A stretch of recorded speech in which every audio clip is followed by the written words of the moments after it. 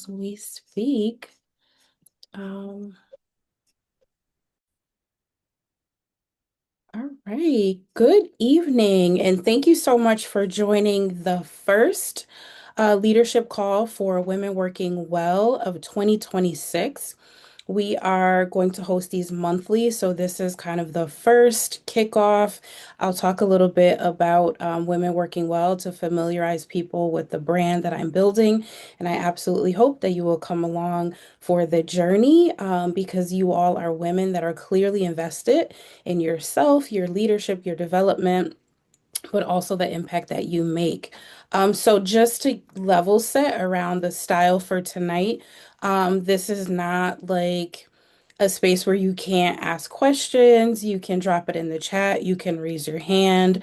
I'll save some space at the end if after we talk about everything we're going to talk about, there's something that you want me or other people to answer for you. So to get started, I would love if you would just write your name and where you're from in the chat. And this is so that, we can kind of all build community and connect with each other.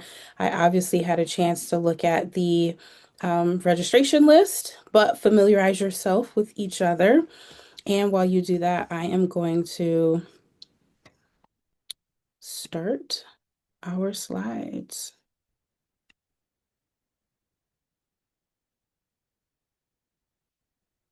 So just your name. You can say where you're from. I don't know if everyone who is currently on is from Connecticut. Mm.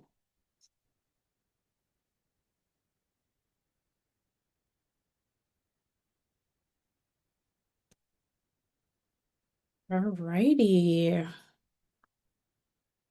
And so you should be looking at a slide, just if somebody can hop off mute and let me know. Hopefully it's presenting how I want it to. I think so. So today we are going to talk about a topic that I am incredibly passionate about through my own personal experience, but also because I have been so blessed in my life to know so many phenomenal women who lead in their own capacity. So if you've arrived at this call, you may be leading in a boardroom, you may be leading in a kitchen with little people, you may be leading a ministry, you may be leading a school, you may be leading a department, you may be leading a project. This is for all of us. And as we kind of unpack this topic, I want you to think about the variety of ways in which you lead, because I don't know any one woman that comes to life as one singular thing. We're all women who do a plethora of things, right? And you can even drop some of that in the chat again, just so we can get to know each other. Thank you all so far. If you've just joined, just your name, where you're from in the chat, and some of the ways in which you lead. I think it might be helpful for us all.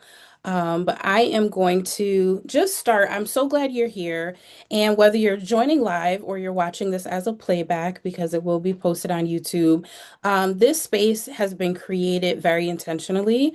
And I'm excited to do what I've been wanting to do for so many years now. I have been studying women in the leadership for 5 years. I've been working alongside some of the, I would say, best nonprofit leaders across Fairfield County, and I am perpetually inspired by women. I think we are extraordinary. I think we are dynamic. I think that we are essential. And so, as I began my journey as a scholar, I knew I wanted to research women because I do believe not only is there a science to leadership, I think that womanhood is critical to understanding how leaders can be successful. So, as we kind of dive into this topic, hey Angie, thanks for joining us. I want you again to just think about all the ways in which you're leading, because I'm confident that as we discuss shrinking back, we're not always shrinking in one specific or every area of our life. It may be one or two areas. You may be really, really confident at work, and then you're like, oh, I get to other spaces and I'm not sure how to use my voice. So think about how you're showing up holistically, widely, broadly, and feel free to wear every hat in this room because we encourage that. Hey, Mercedes. How are you? It's just so amazing to see so I'm many. good. I'm good. Apologies for being tardy. No worries. And for everyone else, yeah, feel free, throw your camera on. I love to see, even if you got that bonnet on, don't feel any way, okay? Because it is the end of the day. But I do want to give a very specific introduction to women working well because it has emerged out of a body of work that I'm incredibly proud of. And it's also emerging out of lived experience. So I've lived in Connecticut my whole life.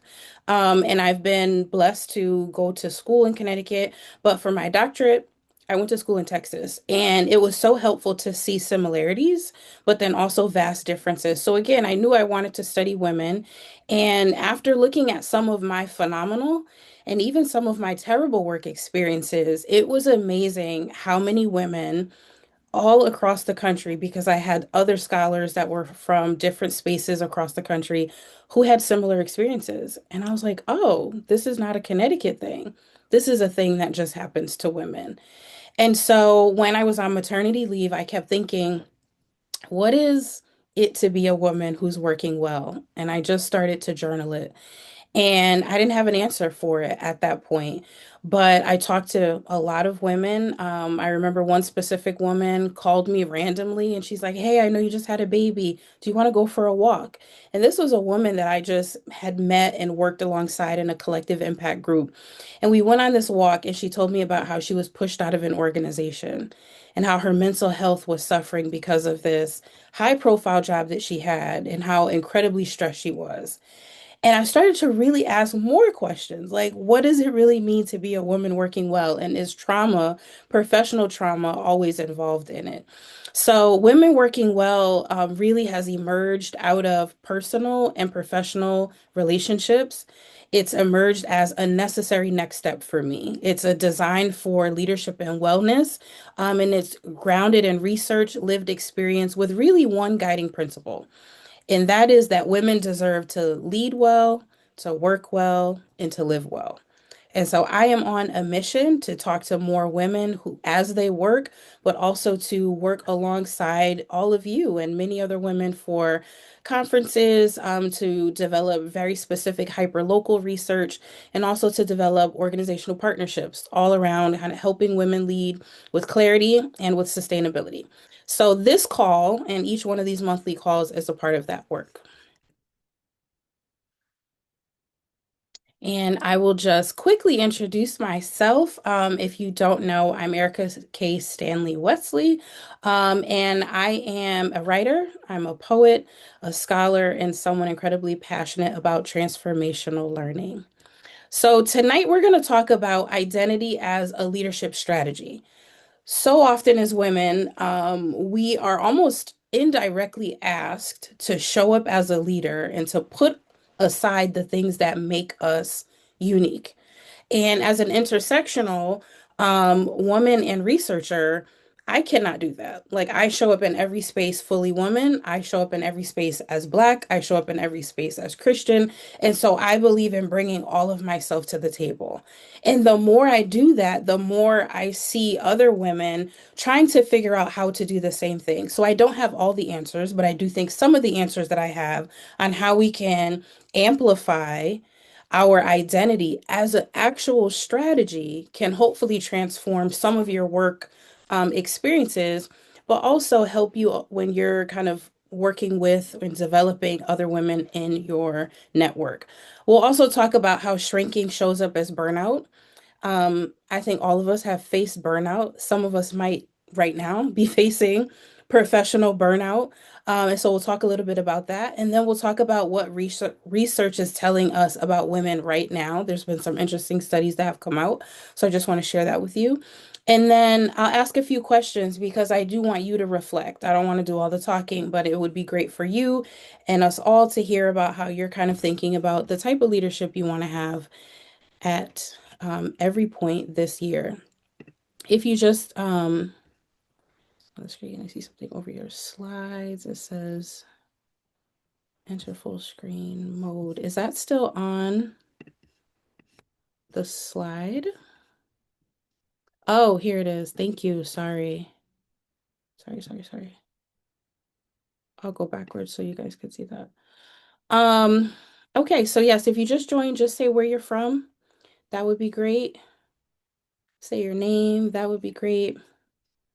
And we are going to keep pushing forward. All right. So the first thing I want us to do actually is to kind of think about how you're showing up right now. Because I know it's the end of the day. I did this intentionally because many of us have to steal time, right? There's not a lot of time on your schedule or mine to be present for yourself. So you may be checking in right now saying, I'm exhausted, I'm tired, but I'm also excited. However you're feeling, drop it in the chat. And let's be honest, right? Because some of us may also be feeling stretched thin. I know some of you have very demanding jobs. And many of you also have family members that need you incredibly. So I know I'm showing up not as exhausted because I've been home for many days now, which has been a blessing. But I do feel a little stretched thin because I already started mental mapping my to-do list for tomorrow. And so my mind got like a little burdened before I hopped on this call. But feel free to just drop in the chat how you're showing up right now. And I want us to hold space for each other because I know that there is no woman on this call that's not doing a bunch of stuff. So we are not going to do like motivational speaking. We're not going to, like, I'm not here to kind of just emotionally coach you along. I'm here to say life is hard, being a leader is hard, and we have to figure out how to do it well enough where we don't lose ourselves in the process. Awesome. Samara is tired. She's good. She just had dinner. That's good. Awesome. How is anyone else want to say how they're doing, how they're showing up?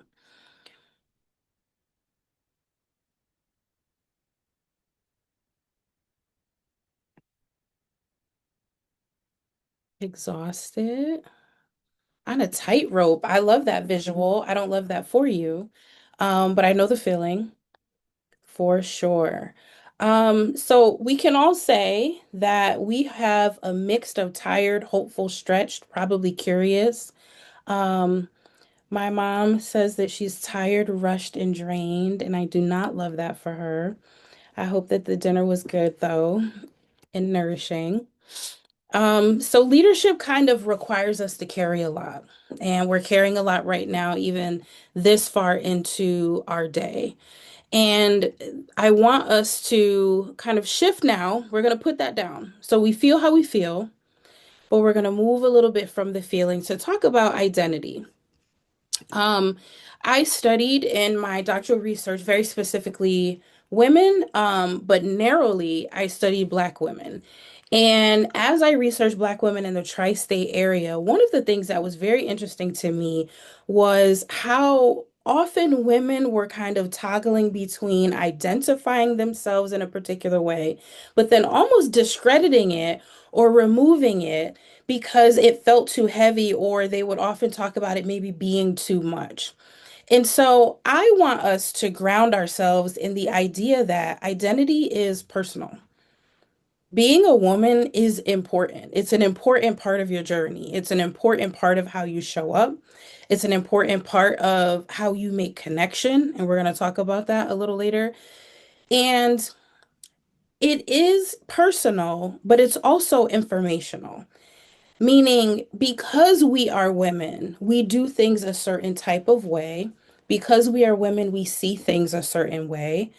Have you ever been in a meeting, or maybe have you ever been a part of a team and you were one of the only women, and your perspective on solving a problem was very different than other people? I've been in that situation countless times. And I have to believe that, yes, my lived experiences are important, but many of my lived experiences are specific to me, not just because I'm Black, but because I'm a woman. And all of that together allows me to use my identity to solve problems, to provide information. Our identity is a context, it's a way in which we show up. But I also believe that it's a strategy. And when we use our gender to our own advantage, we're able to see how we can reframe identity as a barrier to identity as a strength.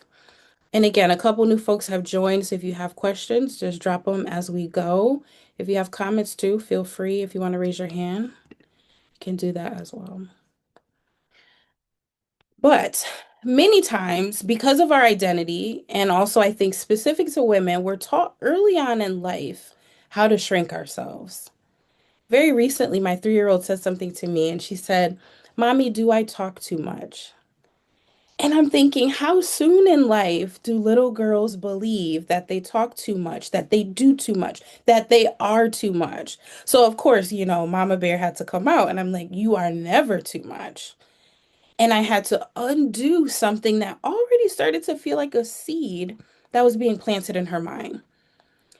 And for some of us, no one did that work. Like there weren't enough people uprooting these negative things in our mind or things that were spoken over us. And ultimately, what happens is we start to shrink because we believe ourselves to be too much.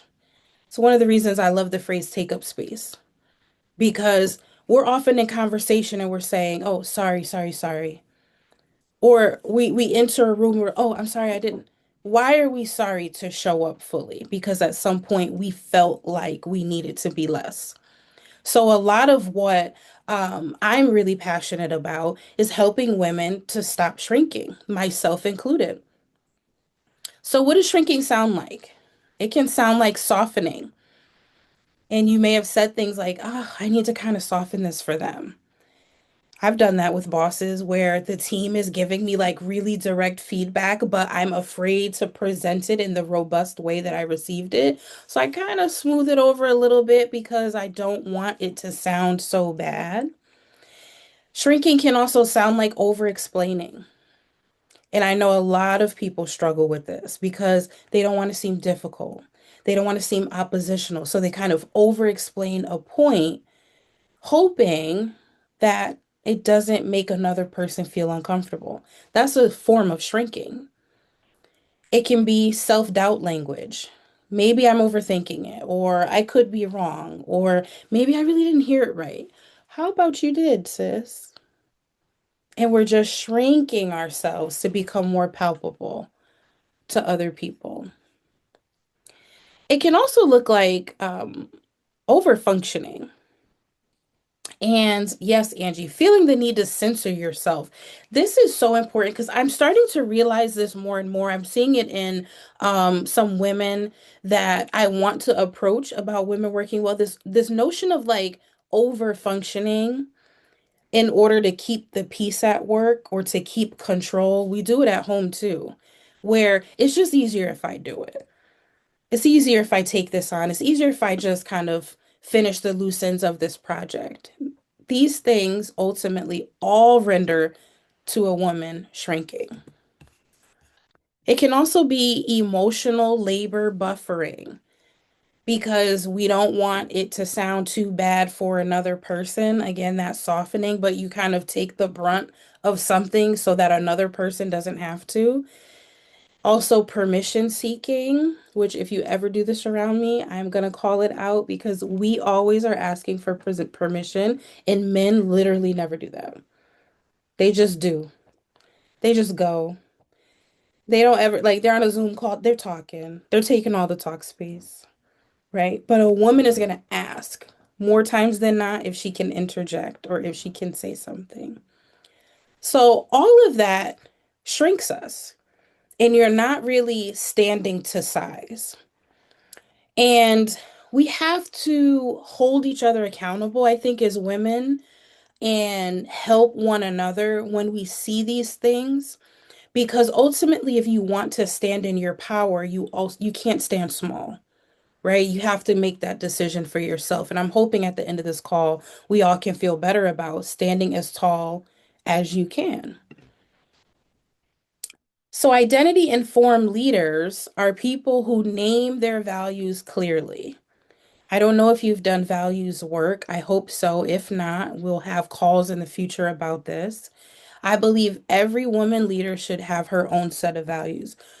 Values from your organization or company, that's different than your values, right? For example, I value an unrushed workday. That doesn't mean where I work values that. Quite actually on the opposite. But I value a workday where I'm not always rush, rush, rush, rush because I value thoughtfulness. I value planning. I value relationships. And when I'm at work, I want to make time to check in and pop into somebody's office. So my values, I have clearly articulated them. And when you do this, you can also help yourself um, kind of decide where you want to work or with whom you want to work when your values are clear. Your values should always take into account all of your identities. Why? Because you value all the parts of you. Identity informed leaders use direct, grounded language. This helps other people understand how you're showing up. So I remember a couple years ago, I was on like a regional call, and this was in the thick of the pandemic, and it seemed as though people were very afraid to use race language. And as someone with intersecting identities, I'm never afraid to. If it makes someone uncomfortable, that's personal. But I can't match that energy because I am an identity informed leader. So I'm going to talk about being Black. I'm going to talk about whiteness. I'm going to talk about all the things all the time because that direct language helps me to show up confidently. And if I'm considering someone else's comfort more than mine, I'm shrinking myself. And over time, that etches away at who I am. It also etches away at my power. So we have to make that declaration, right? To use direct, grounded language, even if it makes other people uncomfortable, which often as women, we kind of struggle a little bit there. Identity informed leaders also set boundaries without apology. I should have put this one in flashing lights because we talk about boundaries in our personal lives. I don't think often we're talking about boundaries in our professional lives. Sometimes you need to set up a boundary. That could look like not answering work calls after you've left work or after you've closed the laptop. That could also look like setting boundaries, with your space. I do this often, right? I set boundaries all the time when I'm like, you know what? I'm gonna close my office door and I put up a sign that says do not disturb. And the first time I did it, literally the CEO had something to say. And I said, listen, I'm protecting my space so I can be more efficient. But I'm also a human being. And as a COO, I can't always take in everyone's energy. Sometimes I have to take in my own. So setting up boundaries and not being apologetic for it is very important to being an identity informed leader. And then also leading with awareness, not assimilation. It's easy to go with the flow, very easy to do. But when you are an identity informed leader, you're going to lead with the awareness of yourself and also the awareness of other people. We have in the chat, Samara said, not reading emails on vacation or on a lunch break. Yes. Why do we do that? Sometimes we feel as though we need to be seen as working or competent, but really it's just performance pressure. That's all it is. And we feel that more acutely, I think, as women. I think very specifically, women of color feel that, probably more compounded, but we have to set up those boundaries. So, identity then can be something that's personal, but I also have researched and I'm proposing that identity is an organizational strategy, meaning the same way that we think about a needs assessment or a strategic plan, right? We do those things to advance the mission of an organization, right? We do a SWOT analysis. We may create a Gantt chart. These are all things that we do so that we can be more effective. But I don't always think that women think about their identity as another way to be effective or as a strategic tool for effectivity. This could look like us leveraging relational trust to move stalled initiatives. I can't tell you how many times I've heard that some project or something was dead in the water and then two women got together and suddenly it moved? Because we hold relationships differently. I think we trust one another often in ways that sometimes in larger groups, there's no trust. So we have the ability to use our identity as a woman to build momentum for organizations. It happens organically, actually. And we don't formalize it. There's not some big sister circle in your organization. I doubt that. But if you think about some of the relationships you have with people, you can think about when ladies get together, there's often something really magical that happens. Identity as an organizational strategy can also look like reading power dynamics and timing decisions strategically. I think women are masterful at this. Sometimes I have found in the workplace men want to do things quickly. Some men are very thoughtful, but I think women are precise in a really interesting type of way. And we can leverage our identity. We can leverage also the ways that our lived experience helps us to do that.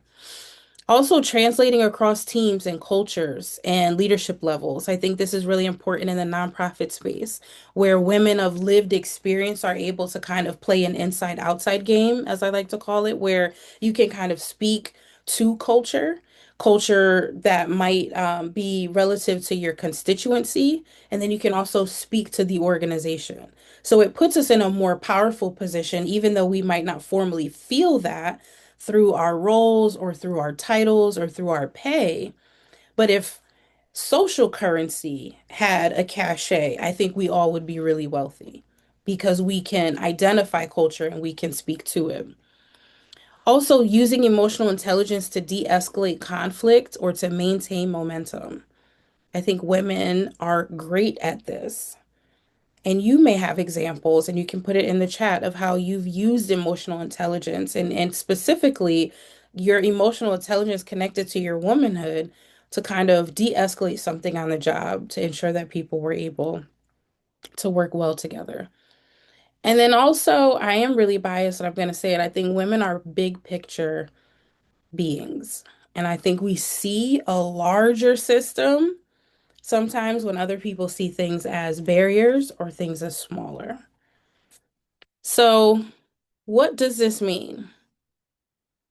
It means that we as women can work efficiently to get things done by leveraging our identity. And I want us to think about our relational capital as a way to do that. I want us to think about the ways that we create culture, the way that we nurture culture, and the way that we can allow culture to take shape into your team, your organization, and even your community based on your identity. What's important here, though, is when the strategy is unnamed, it becomes extraction instead of leadership. So, the whole function of women working well is not for women to do this invisible work, but really to put a name to it and to say that women are able to use womanhood in ways that make organizations and companies fundamentally better places. When we do it secretly and privately, it can add to our burnout. But when we do it in a responsive environment, we're doing it in a way where people can recognize our unique contributions. So my hope over time is that women working well can become a vehicle to push this kind of narrative where women are experiencing less burnout by using their superpowers and they're getting more recognition for it because we all do this organically in our job. And so my quote or my thought is identity is leverage, but leverage without boundaries becomes extraction. So I am not suggesting that we exhaust ourselves by doing everything all the time, fixing all the problems. That's not what I'm saying. I'm saying leverage your identity for power and put a boundary on it. And you decide when and how you want to do that. Mercedes says, underscoring the consequence of emotional labor, yes, and feeling like they can abdicate that labor, yes, because we've got it. Absolutely, absolutely. I think it's a trend. I think it's a trend, and I think what we've also seen coming out of the pandemic, because women were so resourceful in it, is this assumption that women are just going to continue solving all of these massive, I'm not even gonna say organizational problems, societal problems. And I'm suggesting that we decide when and how we want to do that. We decide if we want to do it. That's what a strategy is. You don't use a strategy all of the time. You use it when you need to be strategic. And so there are times, very recently, I was experiencing a crisis at work, and I thought my advantage as a woman, my advantage as a mother is I can hold space for multiple fires at once. Right? If there's a kid crying, there's dinner needs to be cooked, and I need to check my emails. Like my brain can now function at a very high level when a lot of things feel like they're falling.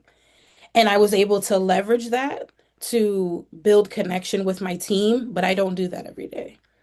I chose a specific moment to leverage those skills and to match those skills with my identity and to create a nurturing environment. But I do refuse to be the emotional laborer that keeps that work happening without support, recognition, or additional pay. And that's where I think it becomes power. So, there was a study that came out this year. If you're not keeping up with the Lean In Women in the Workplace study, I love it. If you work with women or you do any kind of women or gender-based work or community work, it's interesting. But it reported 2 in 5 women leaders report being burnt out. I feel like it might be a little bit more than that, but that's what they said. Women leaders are more likely than men to feel pressure to always be on. I don't think that's a shock to us. Burnout is linked to emotional labor, not a lack of ambition. And I found that last point to be very, very important because when women complain at work, it almost always turns into an ambition issue. Like, oh, she has too much on her plate. Oh, she can't manage her team. Oh, she can't manage that project. It's too much for her. When really there's an unsaid burden that we feel as women, where we're doing 2 or 3 jobs at once. One job is your job description. And we always have that. We're women, we have that in the bag, right? It's the other bodies of work where we're having to hula hoop every day emotionally, when we're having to think twice or 4 times. How do I show up in this meeting? I wonder if they're going to be upset if I say this. What am I supposed to wear? I'm meeting with this guy. He kind of makes me uncomfortable. Do I need to bring a colleague? Did I finish those notes? If I don't, they're going to be upset. It's all of that that we bring into the workplace that adds to the labor. So this whole notion of like women being less ambitious is just fundamentally untrue. The systems in which we work are not designed for our success. They're not designed for women who are caregivers of old or young. They're not designed for women who have physical um, needs, different physical ailments. The workplace is not designed for any woman that has a mental health accommodation need. The workplace is not designed for any woman that has a struggle with transportation, especially if you're in Connecticut. It is so difficult to get from one place to the next place reasonably. We don't have a rail system. I'm not talking about Amtrak. I mean, like very basic metro modes of transportation. So all of that, like, gets us to a point of exhaustion and burnout. One of the things that I've been sharing with my husband is by the time I get to work, I've had a day. I have already been up. I mean, I'm like, we've gotten lunch. I've had to get maybe change clothes twice, depending on the morning. All the things now, there's pressure to get my daughter to school on time. So when I sit in my office and I catch my breath, I've already burned out a huge portion of my energy. So as women, we are carrying so much, and that burnout compounded with shrinking makes our roles as leaders much different than men. And we can say that. That's the whole point of this call. We can and we should be saying that because we're not all showing up to the game equally. We're just not. Yes, the commute can absolutely be a lot. So, burnout is not personal failure. I'm here to affirm you in case you are struggling with that. If you are burnt out at work, that is not because of you. It's because those big systems have made it difficult for you to even get through a workday.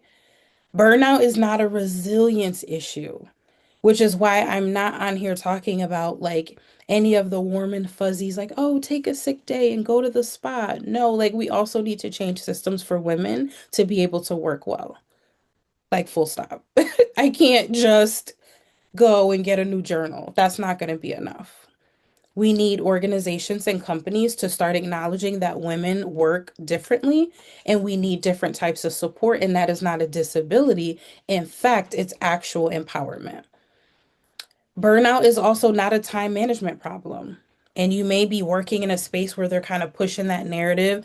Asana, it cannot solve all of our problems because we don't have enough time. We don't have enough time. I mean, I'll give a small example. Yesterday, I spent most of my day yesterday preparing for today. And the day I had today wasn't even the day I prepared for because I thought, oh, the roads are going to be clear. My daughter's gonna have school. So like I'm cooking food, made the lunches, I did tons of laundry, laid everything out for her, me, packed bags, everything, only to get an email that said her school was closed. So imagine now the labor of having to try to navigate work with someone at home. Often men aren't doing that the same way we're doing it. So it's not that I need a time management tool, it's the fact that there's not enough time for me to do everything. So burnout is a leadership sustainability issue, it's a culture issue. It's a culture issue within institutions, but also society-wise. It's also a boundary issue. And I say a boundary issue because a part of it we can control, and that's where I want us to find community that can help empower us, that can help strengthen us. There's a wide variety of ages on this call, which I love, women from different backgrounds. We are all at a different place in our leadership journey where you may have identified boundaries that are working for you. And being able to share those things, I think, puts us in good standing with each other, but it also helps us show up better. And I know there's some things that I'm learning now that I wish I would have done years and years ago because I was overly available to everyone all the time. I was on everything, committees, steering committees, boards, all for what? Because when I burned out, no one cared. They just found the next person. So I wish that I was able to have someone in my ear at that time say, you know what? Pace yourself. To become a sustainable leader, you need to pace yourself. There's no big prize at the end of this. Even if your community gives out a community award, there's no big prize. Okay? The prize is living well, it's working well, and it's leading well. And that's our core principle. Because the more of us that do that, the better. And yes, burnout is brought on by expectations of other people and sometimes ourselves. Sometimes we expect too much of ourselves. I saw this funny thing on TikTok and it said, the average man is, no, a great, is it average man is just no, a great woman is an average man. Yeah, something like that. I might be confusing it, but the point was that like on the best day, for a woman, it's like not even the same for a man. And it really isn't. And I'm not knocking men. It's just, there you go, Mercedes. A great man is an average woman. That's what it was. Yes, yes, yes. Okay, so wellness is leadership infrastructure. Wellness is leadership infrastructure. So what do I mean by this?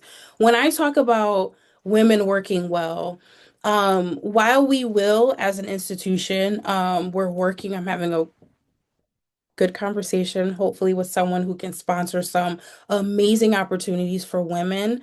We are really centered on building infrastructure for women, stepping into organizations and stepping into the lives of women to say, what does that look like?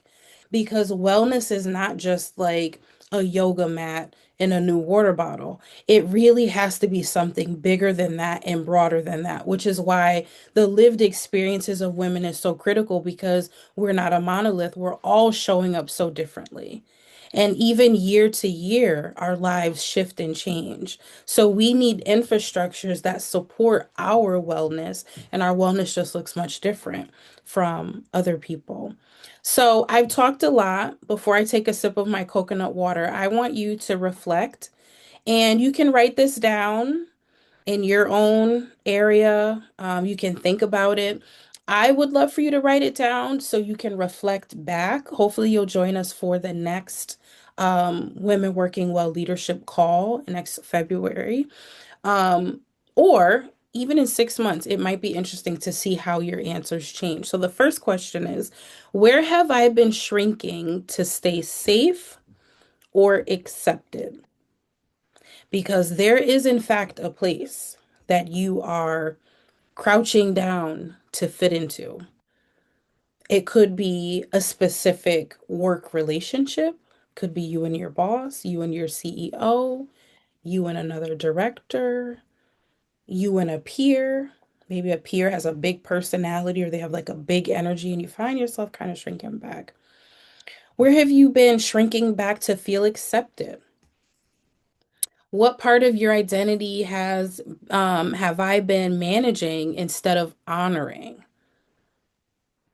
Because often we micromanage ourselves so badly that we can't really honor who we are. And you may be messy. You may be emotionally messy, physically messy, whatever it is. Honor yourself, honor how you show up. When we honor ourselves, we touch freedom. So I'm all about that. And then the last question, what would shift if I led with clarity instead of caution? And this goes back to my point that we need to have our values articulated. Values help us clarify who we are and how we are. So, what would happen if you made that shift or you stopped being so cautious and you got clear, knowing that clarity sometimes connects to boldness? So, I'm going to give like 2 or 3 minutes and you all think about that. I'm hoping that I kind of created a little bit of a brave space. So if you want to answer one or all in the chat, feel free. We can help support each other through our thoughts.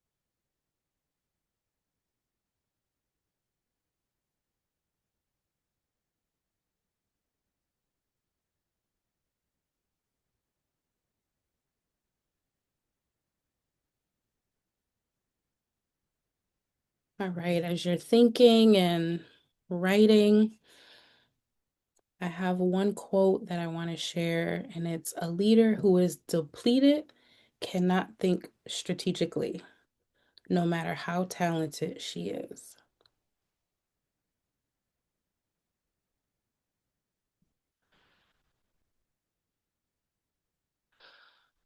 All right. Anybody have anything they want to share? You can also hop off mute if you would like, whatever your preference is.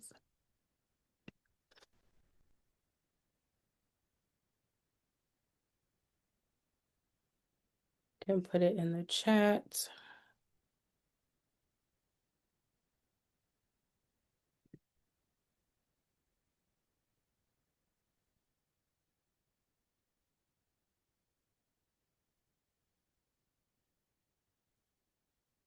Anywhere you have been shrinking to stay safe or accepted?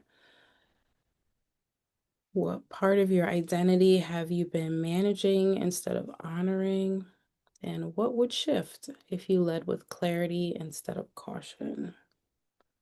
I'll buy you a little time. I would say one thing that I'm thinking about,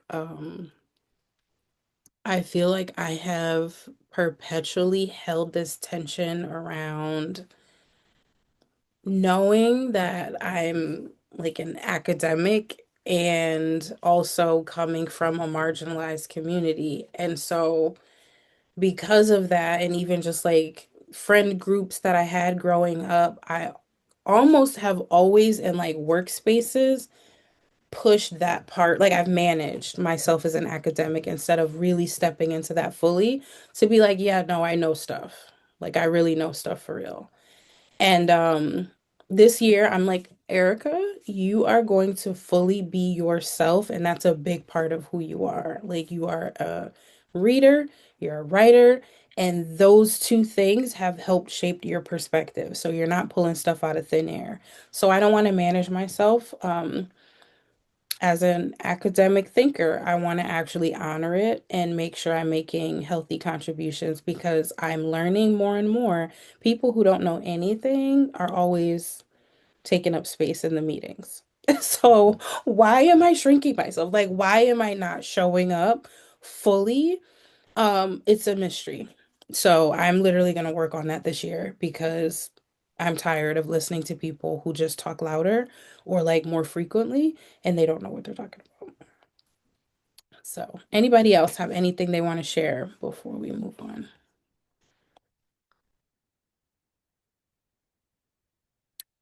No?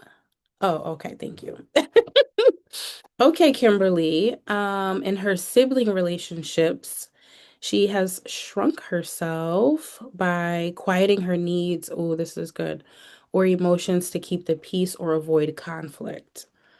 Yes, she's learned early which parts were easier for others to accept and leaned into those being agreeable, self-sufficient, or the strong one, even when it meant sidelining her own needs and emotions. And because of this, it's a constant battle not to adhere to that in other spaces, such as work. Oh, namesake.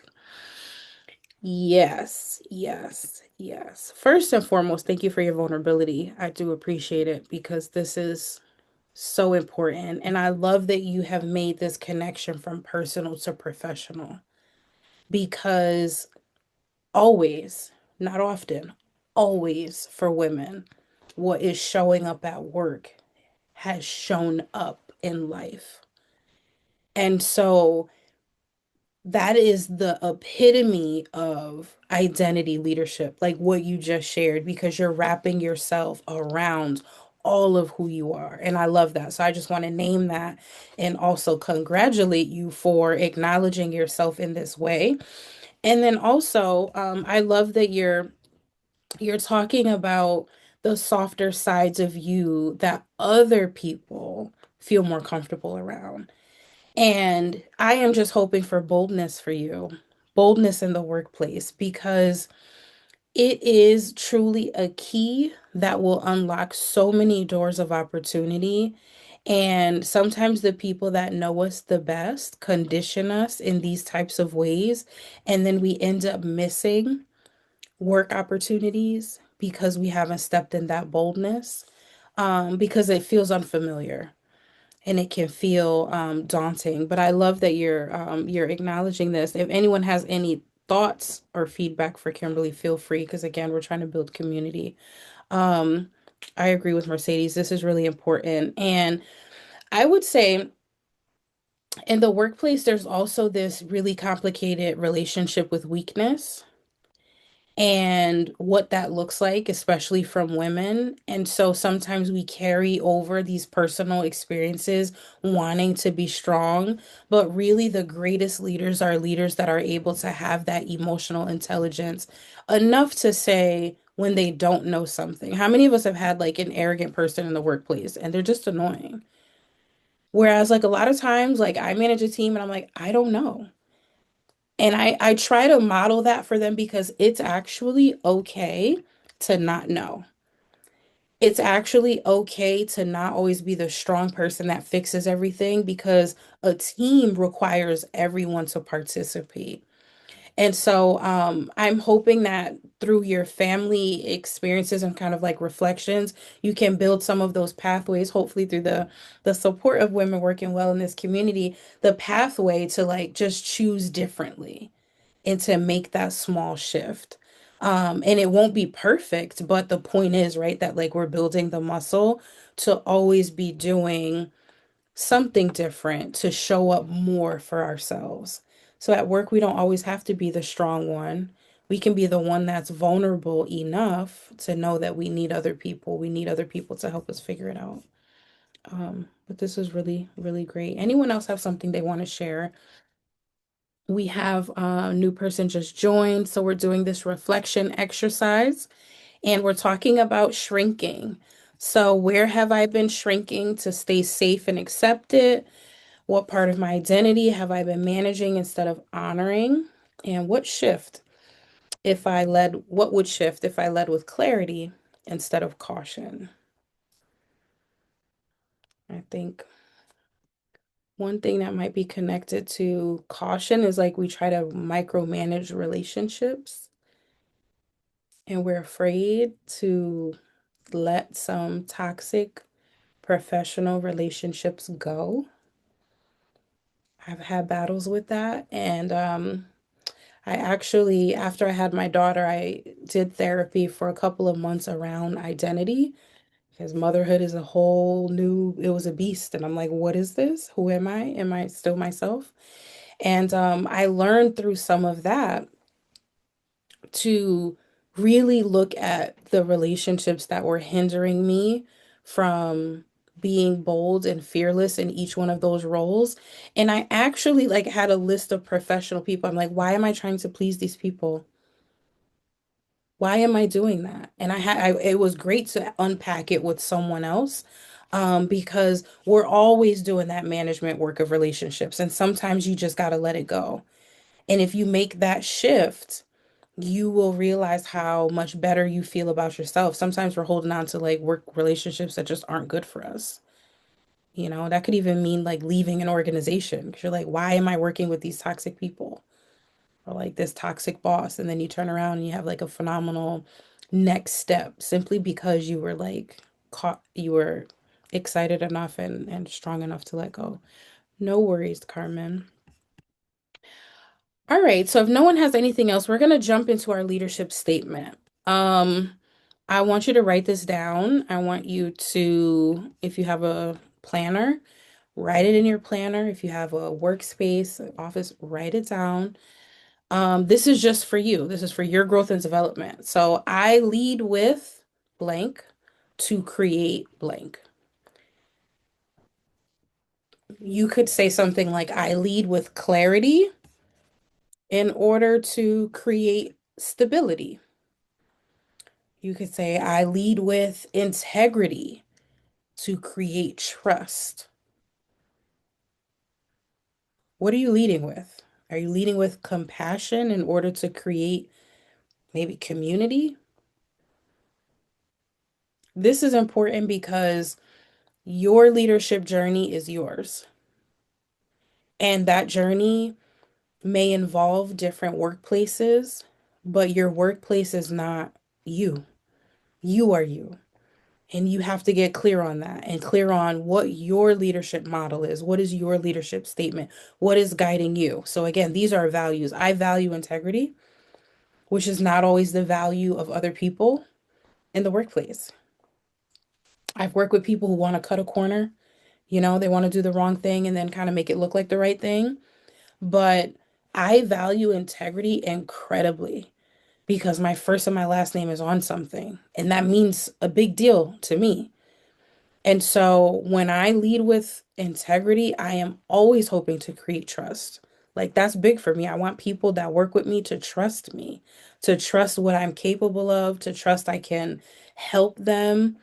Also, I want my community to trust me. So I want people to know, like, when they see Erica Stanley Wesley, they know that they can trust what's going to be an output of that. Even for building this new organization, I need people to trust me. So that is huge for me. What is it for you? And get very, very clear on that. Carmen says she leads with vision in order to create opportunities for herself and others. I love that. Carmen, you are indeed a visionary. I drove by. Carmen has a co-working space. Carmen, drop your information in the chat so people can check you out. It's all about women supporting women. And so I love Carmen's workspace, and she has now so much like artwork outside, and the colors were beautiful. And if you would have driven by this place maybe 5 years ago, it would have looked completely different. So you absolutely do lead with vision. You see possibility, and I love that for you. Kimberly leads with compassion to create safety, a space for others to show up fully. Absolutely. Kimberly has a awesome women's group, and she holds this like yearly gathering that is absolutely such a soft landing, I would say, for women. Mercedes, she leads with equity to create space for others to be. One word that I associate with Mercedes is fearlessness. And I don't know if she would say that. I would say that because she is so tenacious. And so yes, I absolutely can see you leading with equity. I see the effects of that work and creating space for others to be. That's a footprint. And that's awesome. Anyone else? These are great. Make sure you post these so that you can always reflect on them in some of those tough times because we know the year's just starting. The year's just starting, and so we have to really, really buckle up because I think just across the country there's crazy things happening, but then the response that a lot of our work environments have had to everything going on also adds to it. Angie leads with resilience to create peace. I love that. I love that so much. I think resilience is an underrated leadership skill. A lot of people can't bounce back emotionally from things that they experience. So that's very important. All right. I hope everyone is feeling good.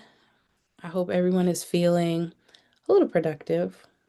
We're coming to an end of our time together, so I'm so grateful. I'm really honored that you would spend your evening with me. And it's a big encouragement to me because I've been planning this for so long and just even some next steps. So I feel super motivated knowing that I'm in good company. So our checkout question, we started. Let's see, I can scroll up. I think people were feeling lots of things. Um, what are some of the words people had? Drained, rushed, tired, um, all of those things. And right now, one word, one thing that you're no longer willing to shrink this year. Hopefully, there's a bit of a turnaround. Um, thank you so much. Time, yes. I love that. I love that. One thing you're no longer willing to shrink. Boundaries, yes. Those two things kind of are cousins, right? Time, okay, yes. What was that? We got to reclaim our time. I hope we all do. Many of us give too much of our time to other people, and that's a boundary we need to set, especially in the workplace, especially in the workplace. Um, very recently I was telling my mom, like, I don't even take a lunch break. And I've never been that girl. Honestly, I've never been that girl. But recently, I have not been taking a lunch break. So I am with all of you with that. I'm going to start taking a lunch break. Please hold me accountable if you have my cell. Even if you have my email, text me because I am going to also go out of the office for my lunch so I can be doing something different, feeling different energy, let the cold air hit my face. All of that is so important. Yes, Kimberly is no longer willing to shrink her voice. Carmen is going to stay positive. Oh my gosh, my mind can be self-defeated. Yes. So you are not going to let negative self-talk overpower. These are great. Great, great, great. All right. So we are plugging along. Um, so I am, and Samara, okay, I want to make sure I get you. You are gonna stop. Yes, self-doubt. That's another good one. So we are going to do a Women Working Well retreat. 2 years ago, I did a conference, which was amazing. And it was not because it was me. The women on the panel were phenomenal. I had Dr. Khan. She is the head of nursing over at the Silver Mill Hospital.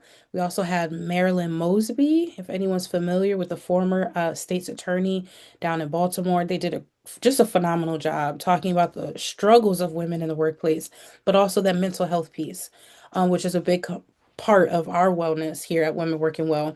So I am in the middle of planning a Women Working Well retreat 2026. You can go to my website. I'm actually going to put this in the chat because I would love for you to stay connected. Okay. Um, it is going to be, can I do this as quickly as I talk? It's going to be a 1 day retreat. My goal over time, of course, is to like have something. Maybe we're like on the beach somewhere, but right now we got to start within reason. Um, So the prices are there for you, and we are going to be running tons of promotions. So right now, first promotion is 20% off if you're a part of this call. So the first 10 people can have access to this code Thrive20. It's going to be a great day. I have amazing women already excited to come and to chat. We're going to have a workbook. So a part of your ticket is a workbook. We're going to have somebody doing personalized headshots. So every woman is going to be able to walk away with like an updated headshot. Maybe you want something for your website or a business card. We're going to have some curated gifts as well for everyone. And then we'll have for the VIP admissions, kind of like some other things that also involve things like individualized and group coaching. So it is going to be capped at 30. So every month that I'm advertising this, just know I'm not moving past 30 because the goal and the vision um, is that we need to keep this in a space where women want to share. So I'm not about the mega numbers, I'm about the impact. So yes, this is going to be on May 23rd. If you go on the website, you'll see all the details. And the whole point is that it's also going to be Mental Health Month. So we're going to tackle two things at once. We're going to have some clinicians come in, they're going to give us that, and then we'll also talk about leadership. Last thing, next month, our topic is going to be relational power, how women lead, influence, and get work done. So you also can get that information very quickly if you go on the website. But thank you so much. We're only 1 minute over. I told myself I really want to honor time. Time obviously is something you all want to honor as well. So I'm not going to creep into your evening. Thank you so much for joining. I really, really appreciate it. It's been a wonderful time. Please keep up with Women Working Well. We're on LinkedIn, we have a YouTube page, and we also have a Substack. My email is here if you'd like to message me. I'm going to send a follow-up email to everyone that is here tonight, and I'll have all the information regarding our retreat in there, and then also a link to register for the next webinar. If you have anything, oh, you guys are so welcome. Thank you. Honestly, I can't do it without an amazing group of women. So thank you so much. If there's anything you'd like to say, I'm going to take the slides off.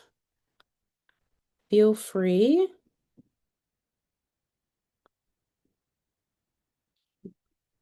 No pressure.